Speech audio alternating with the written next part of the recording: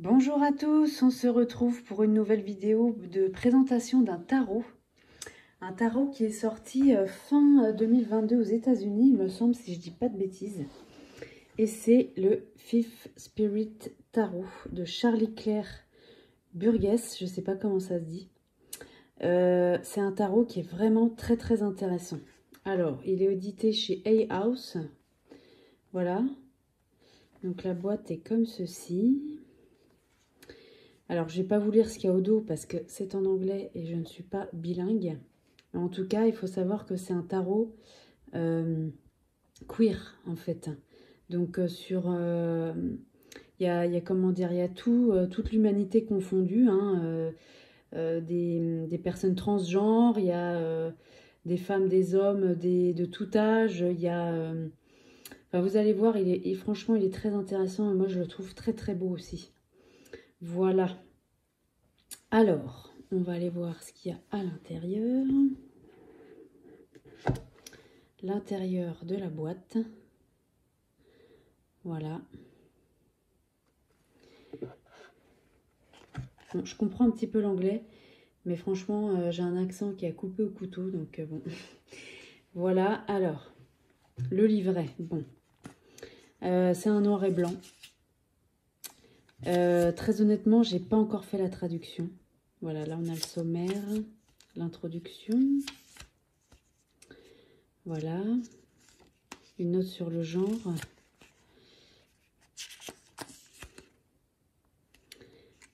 Hop. Il y a pas mal de choses hein, qu'il faut... bon là, il faut aller traduire. Ça serait bien qu'un jour il soit traduit en français, hein, forcément. Mais bon, moi c'est vrai que bon, j'aime bien avoir la vision de l'auteur. Mais après, je ne vais pas forcément aller tout le temps regarder la signification de la carte dans ce livret, forcément. J'aime bien avoir la vue globale, mais ce que vous voyez par exemple là, donc on a les séries, voilà, c'est un peu plus loin, voilà, les arcanes majeures. On a un texte en fait à chaque fois, il n'y a pas de mots-clés vraiment, c'est vraiment un texte à traduire. Là, je pense que c'est intéressant quand même d'avoir la vision de l'auteur, mais bon, après un tarot reste un tarot et on n'est même pas obligé de...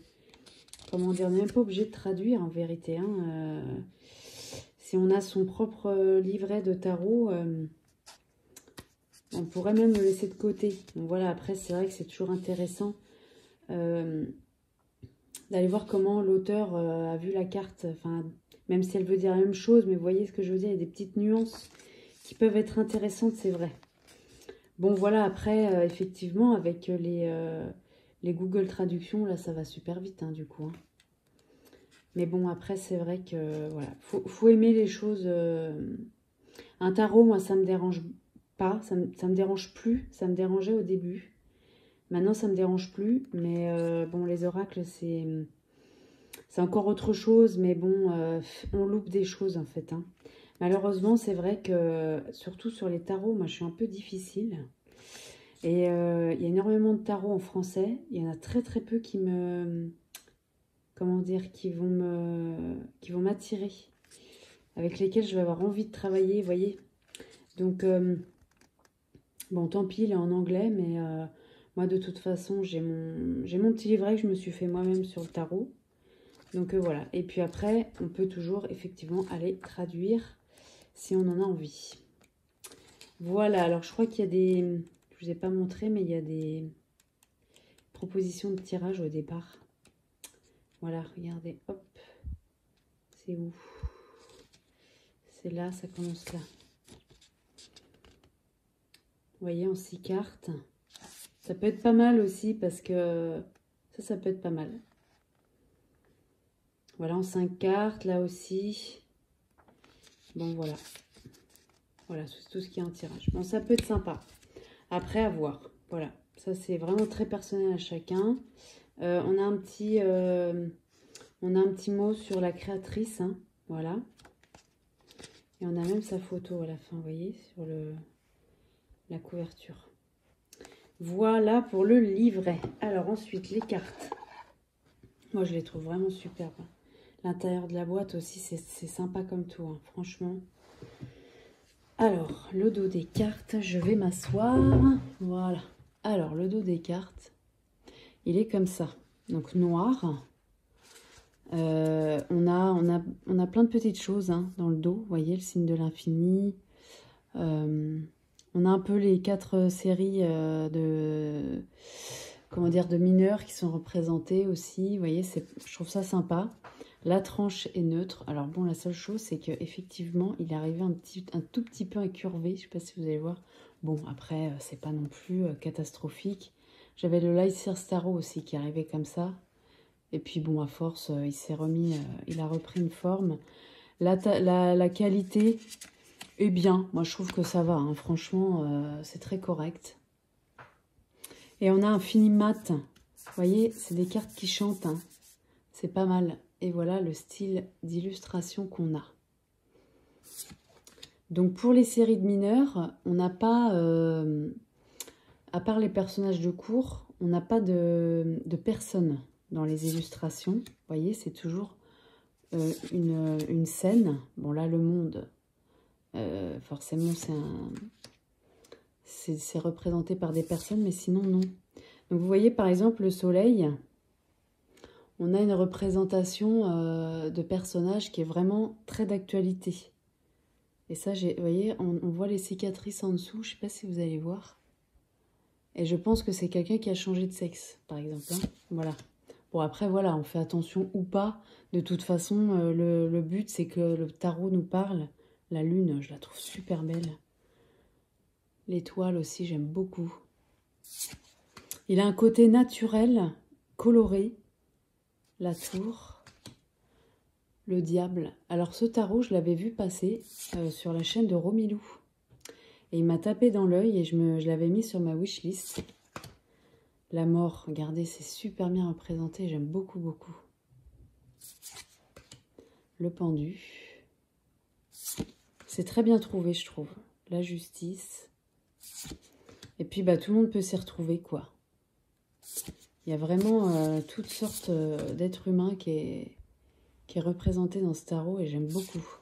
Et j'aime beaucoup les illustrations, je les trouve très belles. La force, le chariot, très original. Les amoureux. Le hiérophante. L'empereur, alors l'empereur avec un sein. J'ai beaucoup aimé parce que c'est pas du tout la représentation qu'on a d'habitude. Je trouve que ça change aussi, quoi. Et puis ça permet d'aller plus loin dans l'interprétation aussi.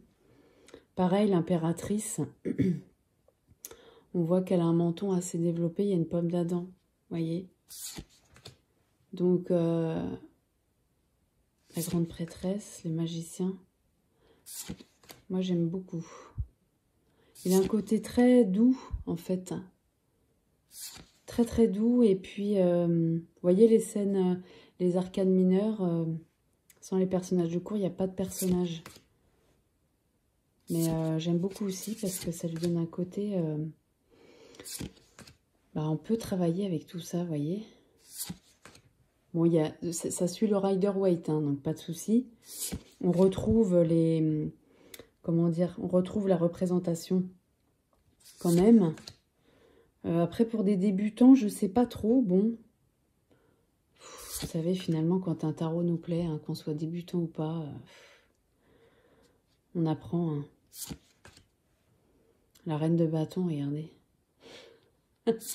Excellent. On arrive dans la série des coupes. J'aime beaucoup, beaucoup. Il y a beaucoup de symbolisme.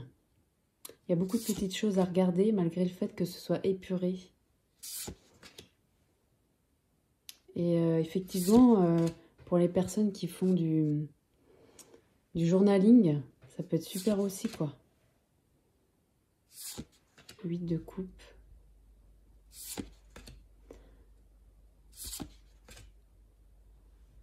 Les couleurs sont très douces. Moi, je trouve qu'il est réconfortant en fin de compte. J'aime beaucoup, beaucoup. Bon, je pense que beaucoup le connaissent. Hein. Et ça serait super qu'il soit traduit un jour, hein, forcément. Bon, il le sera sans doute. Hein. Il y en a un autre aussi comme ça, c'est le This My Heart Tarot, bah, qui a été traduit hein, du coup. Hein.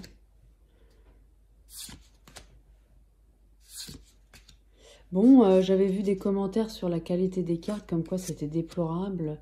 Alors c'est peut-être les premières éditions Mass Market, je ne sais pas. Moi je trouve que ça va, hein. Franchement c'est pas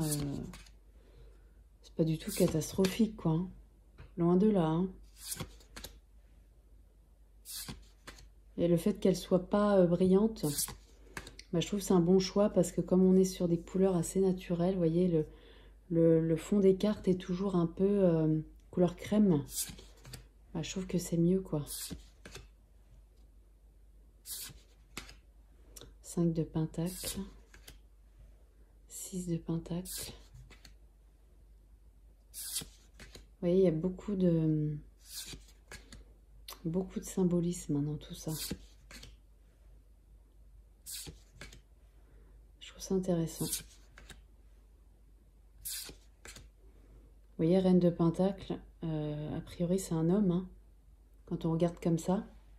Donc c'est pour nous dire que... Alors c'est vrai que les cartes n'ont pas été renommées, moi ça j'aime beaucoup. Je sais pas pourquoi, c'est... pourtant ça ne dérange souvent personne, mais moi ça me dérange quand les cartes sont renommées.